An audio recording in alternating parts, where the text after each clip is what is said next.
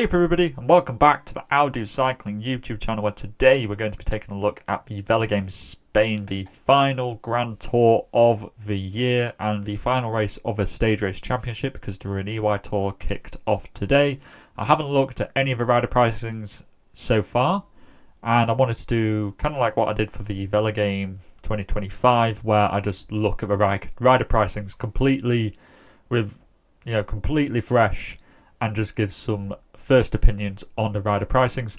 George even says in his tweet that he found this to be quite difficult to price the riders, with a heavy odds on favourite for the red jersey, he's probably Vingegaard, and heavy odds on favourite for the green jersey, which is Pedersen. So I'm guessing Vingegaard's probably going to be like 26 credits. I think Pedersen will likely be 16 or 14 at least.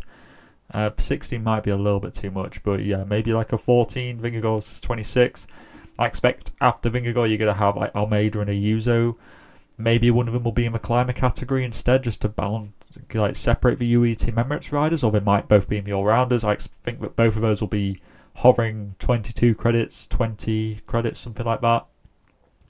Who else am I looking at? Maybe like Ciccone, I think will be 12, 14 credits, kind of similarly for Felix Gal. I expect will be at that price too. And yeah, let's just take a look at the rider pricings. So we have a big drop off actually in pricings.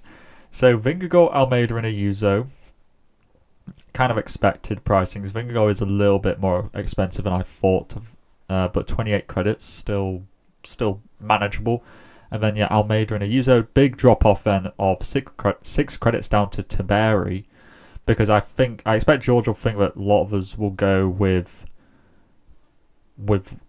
maybe like a Vingegaard and then one of the UAE Team Emirates, so trying to entice us in with some cheaper options. So Tiberi, Jorgensen actually is pretty tempting as well at 10 credits. I think that he was pretty good in the Tour, and if he does anything like what he did in the Tour, he will be a really good choice. You got Castillo from last year, who got 2 stage wins. George taking him out of the unclassified riders to make it a bit more difficult. Jay Vine as well, I think he's a good choice. You know, he's a good time trialist, and if he survives to that final TT, lots of breakaways, I think, as well. 6 credits, you got Soler in here again.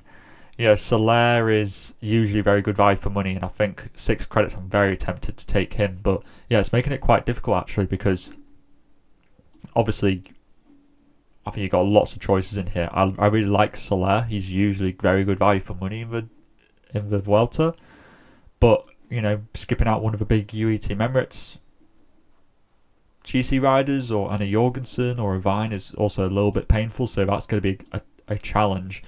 Climbers, Ciccone is 14. It's fair enough, to be honest. Yeah, that makes sense to me. I like Ciccone, Bernal and O'Connor, Boitlago. I like Gal actually at 10 credits. I like Pellizzari as well. I think both of those could be good, like high points per credit scorers.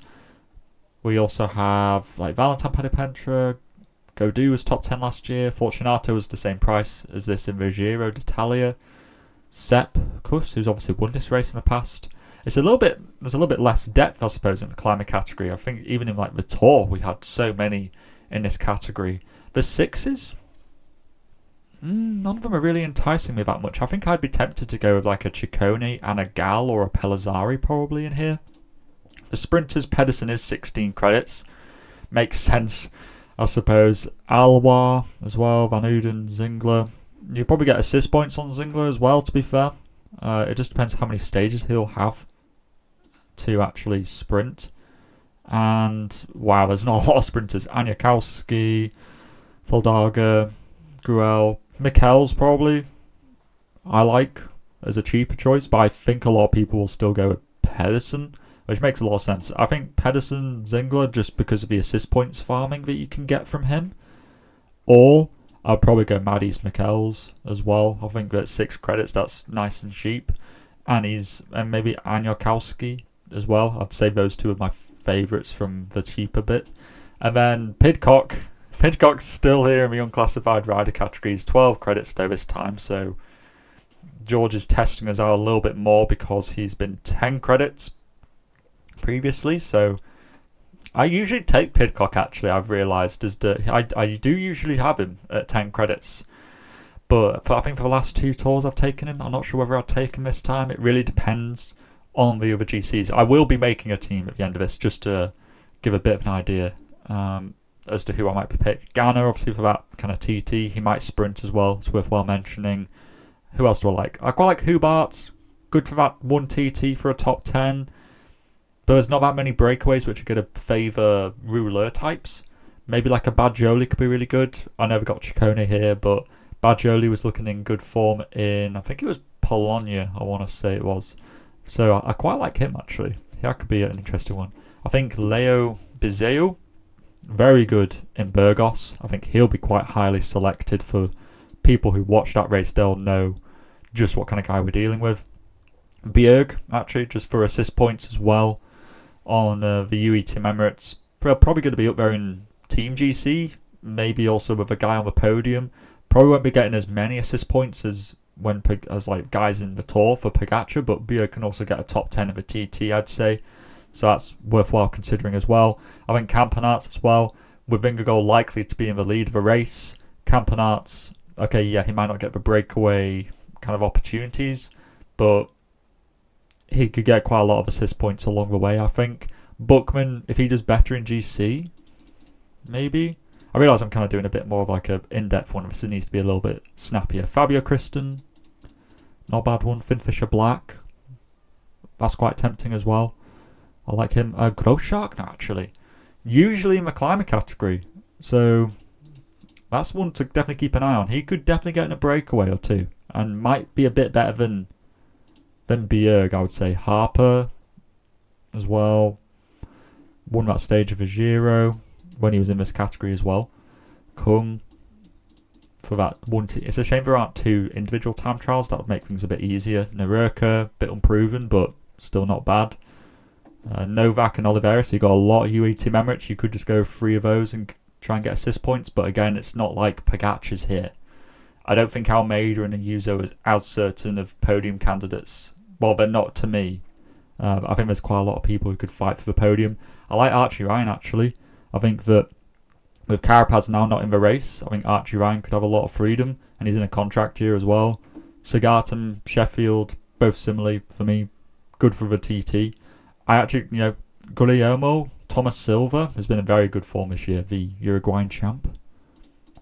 I'd be tempted by him as well, to be fair. He's been in good form. Tullet for the assist points, and also he's been climbing pretty well this year. I like that. The marker's going to UAE. Okay, so who's in the 4s who we might need? Because I presume there are some good ones. I remember like Balderstone, Johan Boo can climb decently. I want to say Clement Braz Alfonso can as well, but you have to check me up on that. I still don't know how long this scroll wheel is left to go. Oh my goodness, there must be so many people in this category. Garofoli, he was 4 credits in the Giro, and he was also he was a good choice there. So I like that. I like Ollie Knight, actually was very good in Wallonie. Bjorn, local lad to me in Leeds. I quite like that. He was what, 11th in Franco-Belge. Labrosse, I like. Good gravel rider, even though there's no gravel in this race, but he was good in that. What was it? Klaska Heian, he was good there. Livens, I think he might sprint for Lotto. I know they've got Viviani here, but Livens got a couple of top 10s last year. Belendelink, Bjerg Roland, maybe. Torstein Tlen was good in. Wasn't he? I swear he got a top 10 on at least a stage in Burgos. So I think Torstein Tlen is nice and safe as well. Okay, I'll tell you what, let's try and make a team. I like Vingegaard for this. I'm not sure about my second all-rounder yet. I'll leave that. I like Ciccone. He's been in good form. I would take either Gal or Pellizzari. I'd probably take Pedersen. I'm not going to take Pidcock. I think I'm going to go with like Bizeo. I think he's looked in really good form. Maybe it's a little bit of a red herring because it doesn't always translate from Burgos results into good results in the Vuelta. I think, maybe Großschartner from a safety perspective just could be good. Yeah, actually, no. We're not going for a safety. We're going for all-in. Tullet, I like. And I'd be tempted by Archie Ryan as well. Yeah, probably go with Archie Ryan.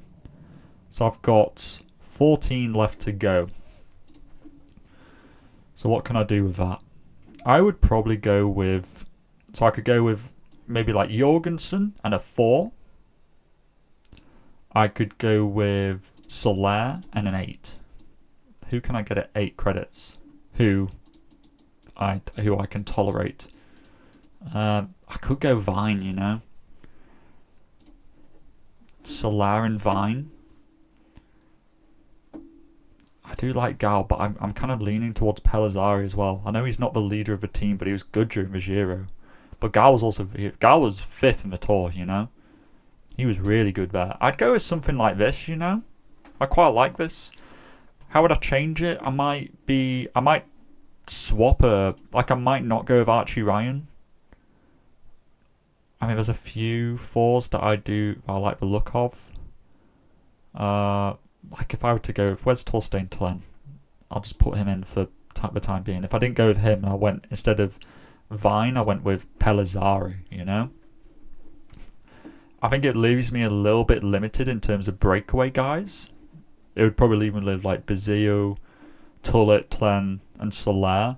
Whereas previously I had kind of like Vine in there as well to be a breakaway guy. But I think the breakaways are just so difficult to predict. But anyway, this is my team at the moment. I'm pretty happy with it. Let me know what you think. Well, I don't know. You can let me know what you think about it. But let me know what you're thinking in terms of the pricings. Obviously, we're in the early days of this, so you might not have a finished team, but that's fine. Be sure to hit the subscribe button and stick around because I'm going to be doing other videos. Probably, it's Wednesday now, so we've only got like a few days. So these videos might come thick and fast. So be sure to keep your finger on the pulse of when I put a video up because it might not be a one-a-day thing. There might be some days where I double up and do 2 videos in a day. So be sure to stick around. And get ready for the Vuelta. I'm super excited about it. It's a bit of an unpredictable race, but looking forward to it nonetheless. And all that is left to say is to stay safe out there, and I will see you in the next video. Salut.